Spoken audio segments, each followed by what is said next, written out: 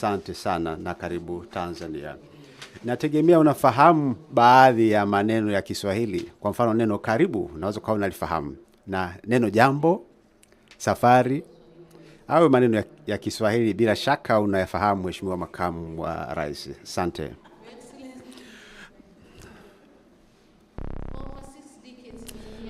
Kwa miongo zaidi ya 6 Tanzania imenufaika na msaada kutoka Marekani. Na msaada huo umechangia kwa kiasi kikubwa kwenye jitihada za taifa za kuboresha maisha ya watu wetu.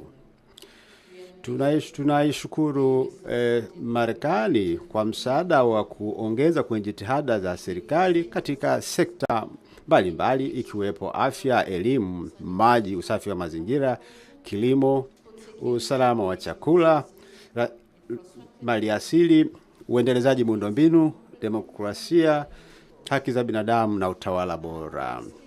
Kwa mfano katika sekta ya afya, ukimwi na kifua kikuu havitishi tena maisha ya watu wetu. Maambukizi ya ukimwi yameshuka kutoka 7.2 hapo mwaka 2012 hadi 4.7 kwa mwaka 2016-2017, lakini imepungua zaidi kwenye mwaka 2021. Maambukizi mapya ya kifua kikuu yamepungua kutoka watu 306 kati ya kila watu 100,000 hadi watu 208 kwa kila watu 100,000. Na wanawake wajawazito wenye virusi vya ukimwi sasa wana uhakika wa kuzaa watoto wasio na ukimwi. Na hizi ni jitihada za PEPFAR. Kwa hiyo tunawashukuru sana. Kupitia msaada wenu, vifo vya malaria vimepungua sana kutoka milioni 7.7 mwaka 2015 hadi milioni 3.5. Kwa hiyo tumepunguza kwa zaidi ya nusu, na nadhani kwa jitihada zaidi tutapunguza zaidi vifo vya malaria. Na lengo letu ni kuwa na jamii isiyokuwa na malaria kabisa. Na tunategemea kwamba programu hii itatusaidia kulifikia lengo hili, na tuko tayari kumpokea mwekezaji yoyote anayetaka kuanzisha kiwanda cha madawa nchini Tanzania.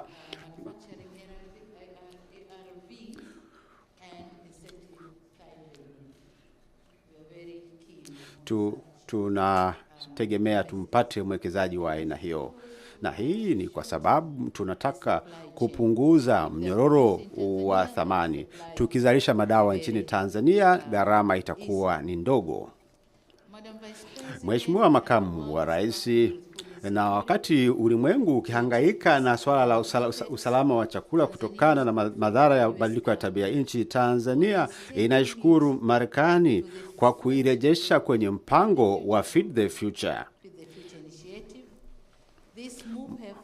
Hatua hii imekuja katika wakati mwafaka kabisa, ukizingatia ajenda ya kitaifa ya kuboresha kilimo na kuleta mageuzi ya sekta hii.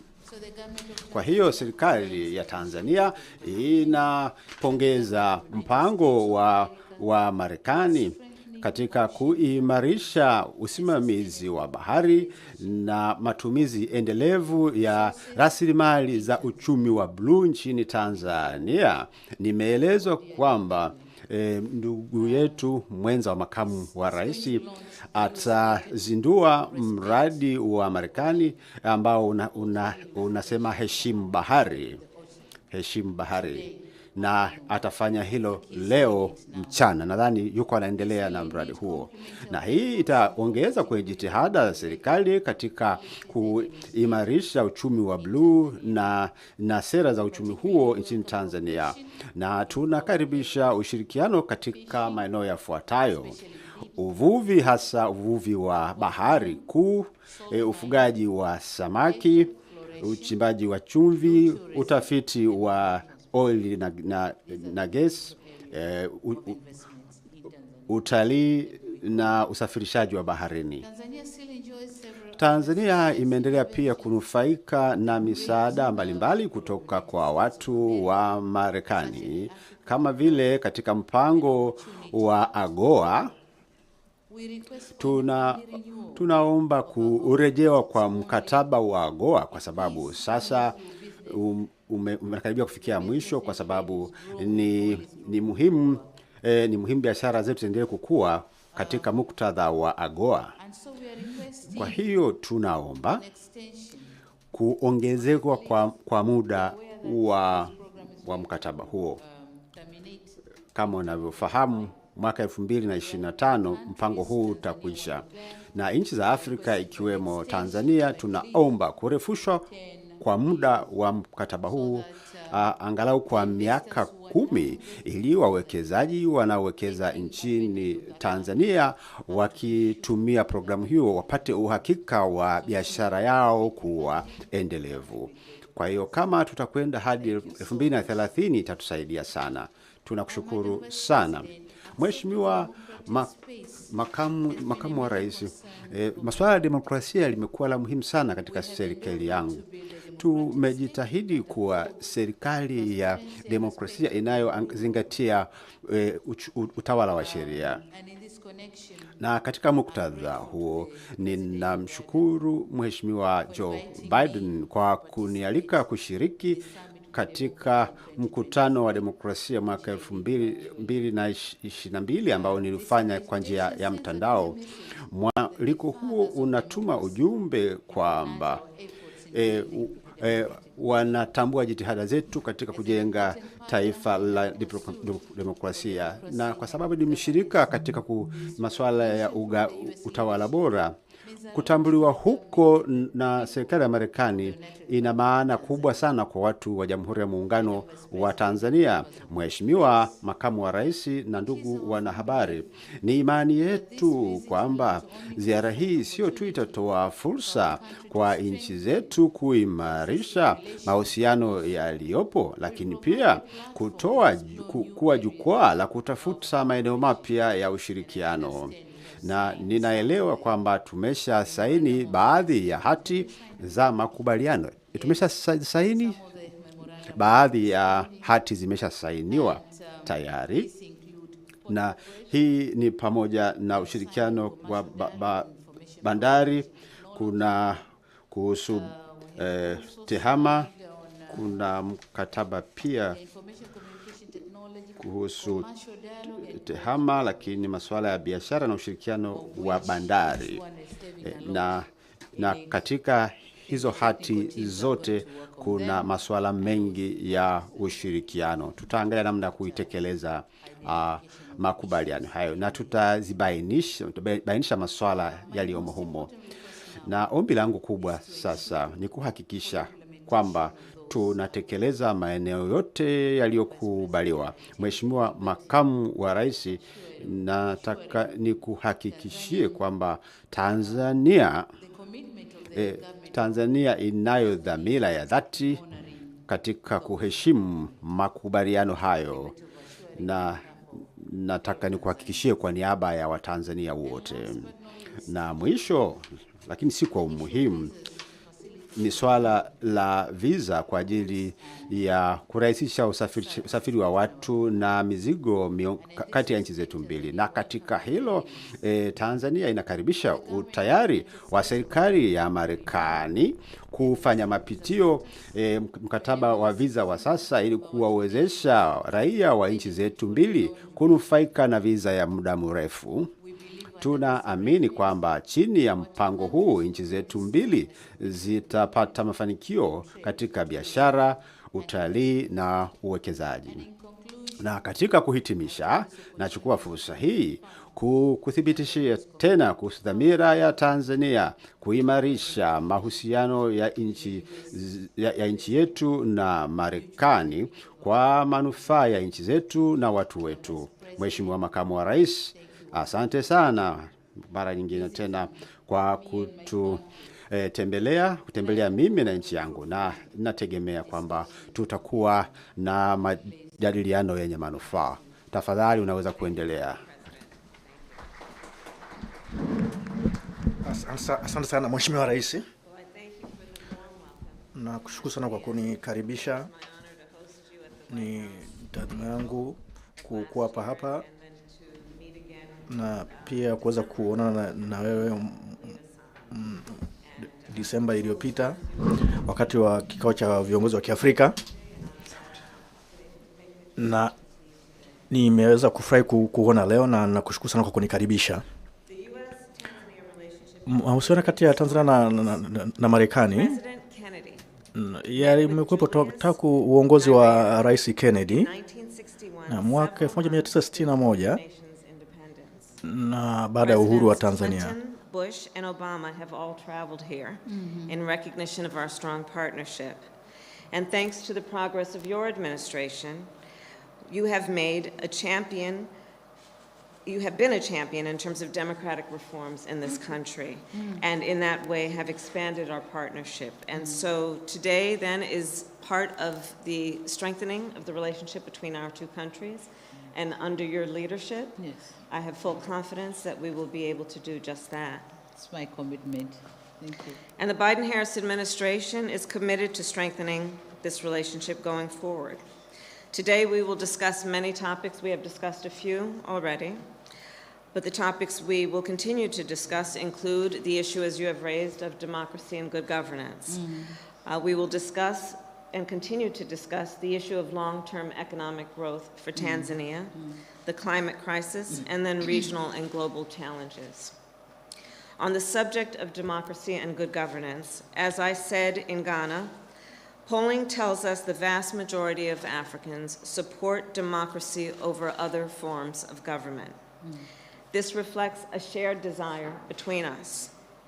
And the United States will continue to work alongside democratic governments in support of democratic aspirations, and the democratic aspirations in particular of the people of this continent.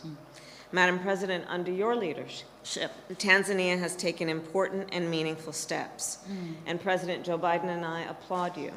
Thank you. You have been open to working with the political opposition. We have discussed that. You have lifted the ban on political party public rallies. You worked to improve the freedom of the press. And just yesterday, you participated, as you mentioned, in the Summit for Democracy.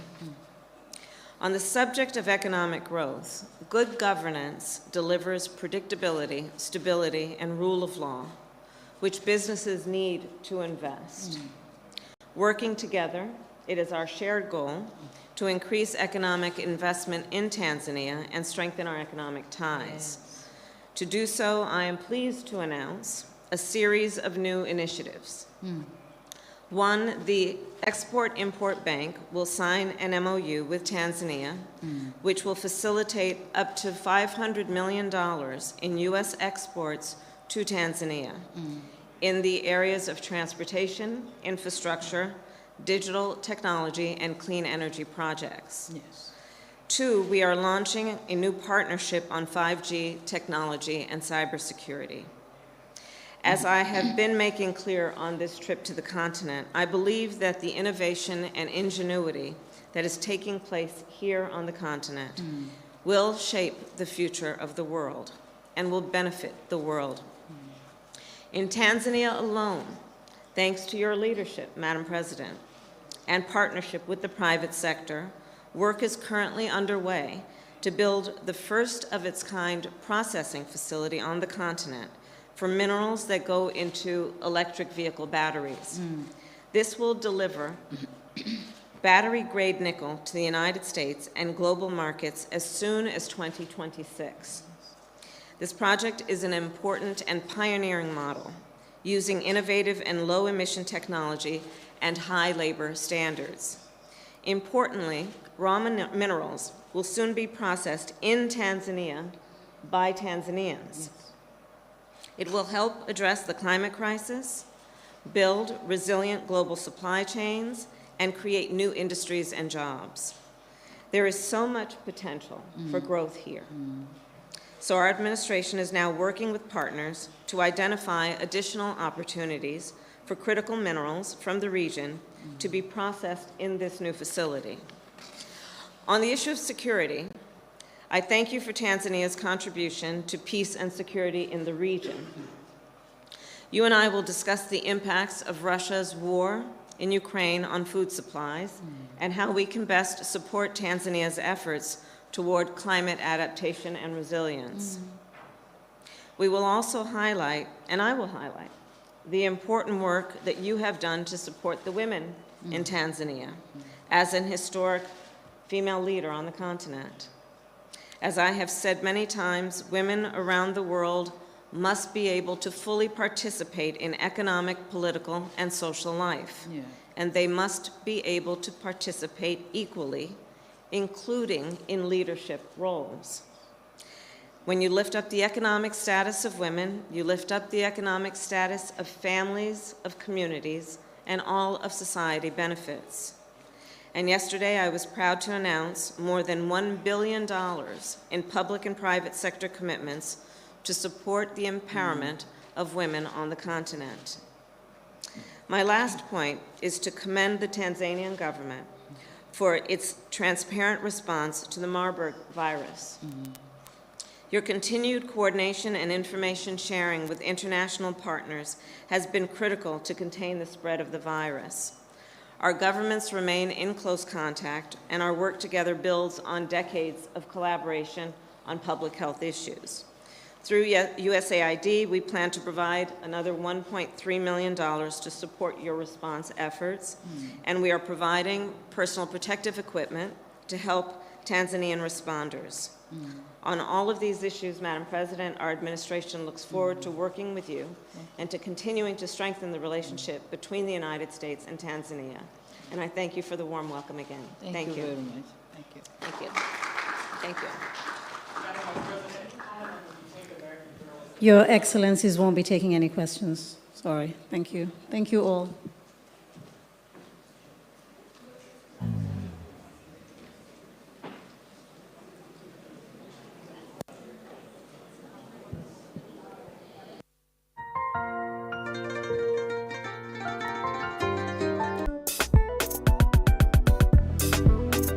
Ipo nawe popote.